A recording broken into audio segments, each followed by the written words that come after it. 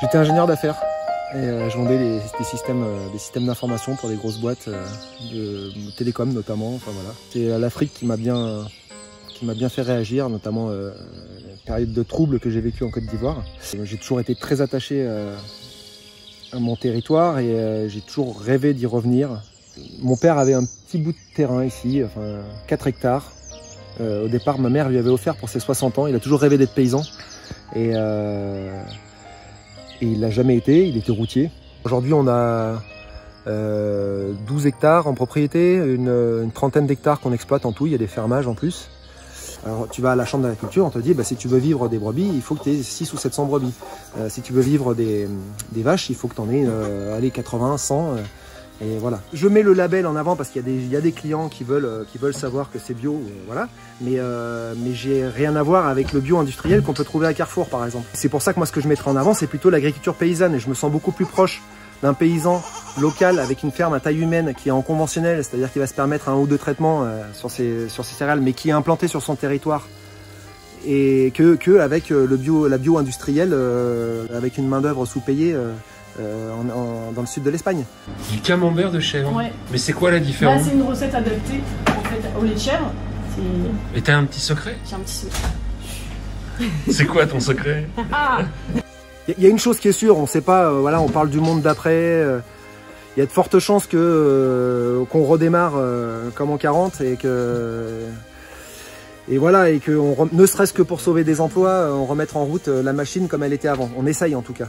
Le problème c'est qu'on va se retrouver face à des murs. Voilà, il va y avoir une dépression économique, il y a le mur de l'énergie, il y a le mur du climat. Et par conséquent, ce qui est acquis aussi, c'est qu'on va assister à un gros retour vers le local. 3 petites fermes valent mieux qu'une grande. Ça vaut mieux parce que ça fait vivre plus de monde, parce que ça fait vivre un territoire. Et que l'idée c'est ça aussi derrière, c'est d'avoir un territoire vivant. On nous a pas pris au sérieux au départ si tu veux. Et notre part du boulot ça a été de montrer qu'on peut faire quelque chose d'alternatif. Et qui marche, qui est viable. On n'est pas, c'est pas la misère, on s'éclaire pas à la bougie, on part en vacances. On est persuadé que le seul système viable c'est l'économie basée sur le libre-échange mondialisé. Et puis là on voit qu'un tout petit grain de sable, ça vient mettre tout ça, ça vient remettre tout ça en cause. Ça a quand même été une terre de résistance le Limousin et une terre de maquis. Voilà. Donc aujourd'hui c'est peut-être ça, peut-être qu'il y a de plus en plus de gens qui prennent le maquis et qui viennent s'installer en Limousin pour construire quelque chose de mieux.